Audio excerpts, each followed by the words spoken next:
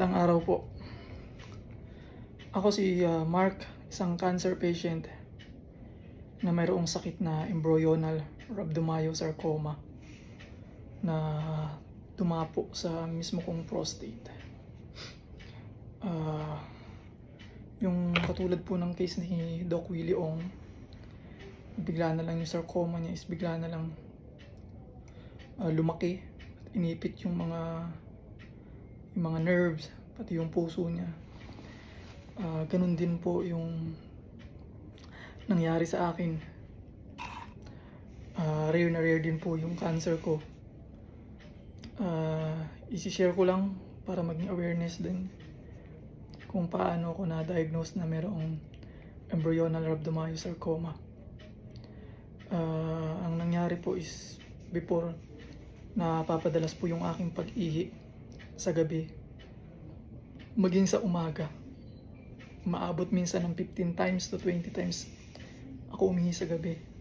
Ganun din sa umaga. So, nagpa-test po ako, blood test, urine test, para malaman kung mayroong infection or mayroong problema sa dugo ko. Pero lahat po is negative po. Walang nakitang anumang problema. So, tuloy-tuloy lang po yung nangyari. Ganun yung ginagawa ko, ihi ng ihi sa gabi hanggang sa umaga. Hanggang sa dumating po yung point na nahirapan na akong umihi. Nahirap na talaga. Kaya nagpa-ultrasound po ako. In-ultrasound. Nagpunta ako sa doktor. In-ultrasound ako. Nakakita po yung prostate ko daw is sobrang laki. 117 grams yung laki ng prostate ko. So, ang nangyari po is sinuggest ng doktor na magpa-MRI. Isang linggo bago nakuha yung result niya ng MRI. At nakita dun sa result ng MRI ko na meron daw po akong sarcoma, suspected sarcoma sa prostate ko. Yun po ang sabi. So, suggest ng doktor. Yung panahon po na yun, pinoli catheter na ako. Nakatheter na ako yan. Nilagyan na ako ng medical device dun sa ari ko para makaihi, kasi totally nagsarado na yung urethra ko. Hindi na talaga makakaihi. Kaya ang nangyari po is nagpalipas ng mga 2 buwan, isang buwan po pala. Isang buwan bago ako nagpa-biopsy, kasi mahal masyado yung biopsy. So yun nga, sabi ng doktor, ng urologist na pinuntahan ko, pwede daw niya i-laser para makaihi na ako.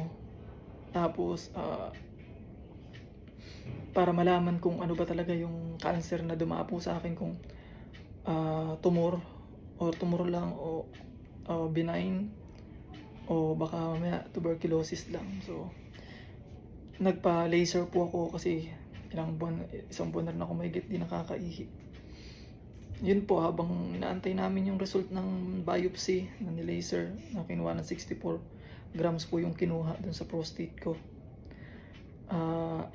Nakita po dun sa prostate, sa result is meron akong adenocarcinoma na cancer daw. Yun po yung sinabi, ayun po yung lumabas dun sa result. Tapos 3 days bago ako, pagkatapos kong mabiopsy, tinanggal yung catheter at nakaihi naman ako. Nakaihi ako ng malakas yung ihi. Pero kinabukasan, nahihirapan na naman ako umihi hanggang sa 3 araw. Totally hindi na naman ako nakaihi. So, naka-catheter na naman ako. Yun nga, lumabas po yung result na adenocarcinoma, yung cancer ko. So, ang ginawa ng doktor, CT scan ako with triple contrast CT scan tsaka bone scan para daw malaman kung kumalat na yung cancer. Yung time po na yun is sobra na yung sakit. Hirap na ako. Laging nagtitrigger po yung sakit. Kumikirot gabi-gabi. Nahirapan ako makatulog kasi sobrang sakit ng tumor. At the same time, lumalabas yung mga dugo-dugo dun sa mismong catheter. Ganun po. At after nun, sabi ng doktor na lumabas na yung yung CT scan with triple contrast, saka bone scan. Ilang linggo din namin inantay kasi wala din masyadong pera pang test nga. Ayun, nung lumabas na yung result, yung prostate ko is 271 grams na. Laki na daw. At pagkatapos po is sabi ng doktor ko is ooperahan daw ako, natanggalin yung prostate. Laking gastusan, pero yun nga, sabi ng doktor maraming komplikasyon na maaaring mangyari pag inoperahan ka. Sinabi sa akin mga pwedeng mangyari, like baka umihi ako sa tagiliran permanente na kasi baka umabot na rin sa pantog yung cancer. Hindi naman daw kumalat doon sa buto, at yung sa puwet ko nga bandang rectum ko is inabot na rin ng tumor. So yun, operahan daw ako, pero biglang nagbago yung isip ng doktor na wala daw munang mangyaring operasyon. Titest daw muna ulit yung ibang specimen, tapos i-refer ko dun sa ex-doktor na sa rectum, sa puwet. Nakalimutan ko. Ang gagawin nga pasukan daw ng camera para ma-check kung may cancer nga daw dun sa rectum ko. So antay na naman kami ng 1 linggo mahigit bago nga ma-check up ulit ng doktor. Kaya yun, napatagal nga sinabi ng doktor na pwede naman kayo mag second opinion. So yun po, nagpa second opinion kami dito sa Manila, hospital dito sa Maynila, isang hospital dito. At sabi na nga rin ng urologist, masyado na malaki yung prostate ko. At salamat sa Diyos at nabigyan kami ng doktor na talagang inasikaso naman talaga kami yung sakit ko nga. Kaya yun, ni-refer na kami sa oncologist kasi gaya na sinabi niya, hindi ka pwedeng operahan. Sa sobrang laki niyan, pwede mong ikamatay. Direct to the point yung sinabi. Tapos po nun, ni-refer kami sa oncologist. Ayun, inausap ako ng oncologist. Pinalakas yung loob ko kasi nanghihina na rin ako noon, mga panahon na yun. Tapos yung sakit gabi-gabi, hindi ko na kaya talaga, hirap na ako. Kaya hanggat maaari gusto ko nang maoperahan, kung ano man pwedeng gawin na. Sabi ng doktor ko is kailangan muna natin ulitin yung result. Yung test mo, yung side and blocks, pinatest ng doktor, ng oncologist namin. Tapos yun nga, sabi 1 linggo lalabas yung result. Pero dahil nga nakita ng doktor dun sa laboratory na rare yung cancer na dumapo sa akin, is napaaga ibigay yung result. So yung naging result ko po is embryonal rhabdomyosarcoma, isang aggressive cancer talaga na dumapo sa prostate. Kaya ano po nun, schedule ako para sa chemo, pero nangyari po is naging aggressive na yung cancer. Lumaki ang gusto, sabi ng doktor, yung oncologist ko. Sabi nasa kalahating kilo na daw yung tumor. Kasi sinitiskan po ulit ako doon sa ospital. Sinitiskan nila ako, triple contrast din. Tapos nangyari nga, dahil inipit na nung tumor yung rectum, hindi na po ako makadumi. So kinakailangan is malagyan ako ng colostomy. Operahan ako dito sa tagiliran dito. Ayan. Inoperahan po ako dyan sa tagiliran. Tapos habang nagpapagaling dun sa ospital, kinimo na ako. Ayun, yung cancer po na dumapo kay Doc Willie, sobrang hirap po. Kasi yung nararanasan niya po is nararanasan ko, sobrang laki na. Inipit na yung pantog ko, yung urethra ko, yung rectum ko. Tapos gabi-gabi kang sumisigaw, parang sinaksak ng kutsilyo yung pantog mo, dahan-dahan siyang iniikot. Binubuhusan siya ng alcohol, tapos pinapahida ng maraming sili, tapos pinapapak ng milyong langgam. Yung masakit po is dun sa private part, pantog, tsaka dun mismo sa tumor yata. Tapos konektado rin sa puwet kasi nga nandoon din yung tumor na na yung laki ng tumor is umabot na rin sa rectum. Masakit po yung puwet ko, ganun. Kahit na naka-colostomy na ako, parang pumipilit magpiga yung puwet ko. Ganun po katindi sakit. 2 minuto po siya pag umatake. Sobrang sakit po. Gabi-gabi ako napapasigaw.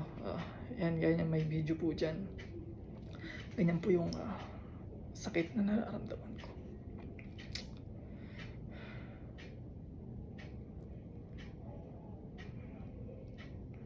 Yan po, ganyan siya. Yan po katindi yung sakit. Gabi-gabi po yan. Hanggang sa yun. Nakaulabas na kami ng ospital. Nakimo ko isang beses. Yung post-chemo. Para nga daw sabi ng doktor mapigilan yung paglaki. Habang nag-aantay kami ng second cycle ko, 5 days admission yun. 5 araw ako ikikimo. Nagkaroon ng problema.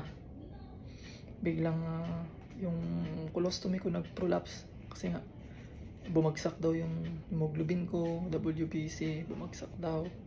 Kaya yun, parang nawalan ng supply, ganun. Kaya nag-prolapse yung colostomy ko. Isa rin dahilan yun dahil nga pag nag-trigger siya, iiri ka talaga, 2 minuto kang iiri, sisigaw. Kaya yun siguro, naging dahilan din na biglang prolapse ng bituka ko. Yan nangyari sa picture na yan. At yun, na-delay yung pag-chemo ko. Dapat makimo ko ng September 2. Pero ang nangyari is na-chemo ko mga 11 po yata. Kalimutan ko na kasi medyo mahirap po yung gabi-gabi kong pinagdadaanan. Nakitaan din ng mga bakterya sa pantog ko, ang dami. At ginamot muna yun bago ako na-chemo. Nilalagnat din ako, hindi makakain. Ganun po yung nangyari sa akin. Tinding hirap gabi-gabi, sumisigaw ka. Kaya po yung sinasabi ni Doc Willie Ong na nararamdaman niya, totoo po yun. Ganun po yung nararamdaman ko gabi-gabi. Gabi-gabi akong nagdurusa. At tapos isipin mo pa yung bayarin po sa ospital. Kasi hindi naman kami ganun kayaman. Pero kailangan, gusto ko pang pong gumaling. Kaya yun. Kahit na wala kaming pera, sa palaran lang po lahat. Malapit dun sa gobyerno, sa mga GL po, nilalapit po namin para po matulungan kami. Ayun nga, yun, dahil sa GL, nakalabas ako sa ng ospital, malasakit. Ayun, alabas po ako ng ospital. DSWD, lumapit kami para yun nga, maipangbayad dito sa Lung Center. Thank you na lang sa Lung Center kasi tumatanggap po sila ng guarantee letter.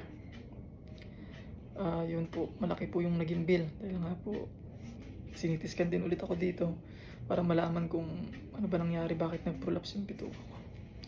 Yun po, mahirap po lalo na wala kang pera, hindi naman kami angat sa buhay. Talagang walang pera, wala po talagang pera. Kaya nga po pinilit namin na lumapit dito sa mga GL po, guarantee letter. Kaya din po hindi kami nagpunta din po ako sa mga public hospital. Kaso yun nga, sabi nila prostate enlargement lang, bigyan ka ng gamot. Pero wala po nangyari, lumalala lang po na lumalala yung tumor, lumalaki ng lumalaki. Ayun po, ang hirap po, sobrang hirap. Ngayon, naka-2 cycle pa lang ako. Nakakatiter ako 2 buwan na, 3 buwan na mahigit, ng colostomy na masyadong sensitive, kailangan araw-araw palitan. Yun po. Kaya sa mga sabi nga nila umaarte lang daw si Doc Willie Ong, pero isa po kung buhay na patuto kung gaano po kahirap yung sakit na sarcoma, kung gaano siya katindi, kung gaano kasakit ang nararamdaman ko gabi-gabi. Ito yung umaga, hindi ka makatulog, halos wala na akong tulog. Inaabangan ko na lang yung tramadol na isasaksak sa akin para kahit paano mabawasan yung kirot, na yung regular na kirot, kasi bukod dun sa pag-atake niya meron pang kirot na hindi nawawala, maya pumipitik-pitik na kirot. Yung dahilan para hindi ka makatulog.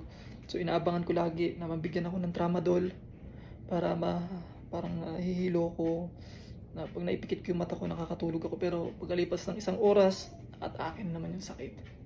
Ang hirap po, sobra ng sakit na to. Ayun, salamat po sa mga taong nagbigay ng GL guarantee letter. Ay, nakita ko doon na si Test Daman, Joel Villanueva, sir. Salamat po sa pag-approve dun sa GL. Thank you, sir. Sa DSWD, malasakit. Salamat po. Sa iba pa po na hiningan namin ng tulong. PCSO, salamat po. Bagamat hindi pa na-approve, pero ma-approve daw po. Salamat po sa inyo. Yun po. Ngayon lumalaban ako. 13 cycle, 11 cycle pa ang kailangan ko. Sa ngayon, yung tumor po is sobrang sakit talaga. Ayun po.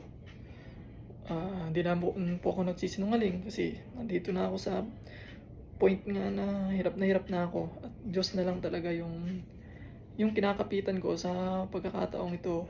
Tanging dasal na lang talaga ang nagiging kalakasan ko na isang araw maghihimala ang mahal na Panginoong Jesus at gagaling ako.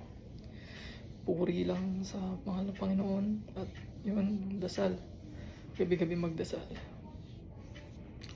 Salamat po sa mga tumulong. Thank you po ng marami. Maraming salamat din sa Apo Caravan. Nagbigay ng pinansyal para makabili ng mga gamot-gamot. Thank you po sa inyo.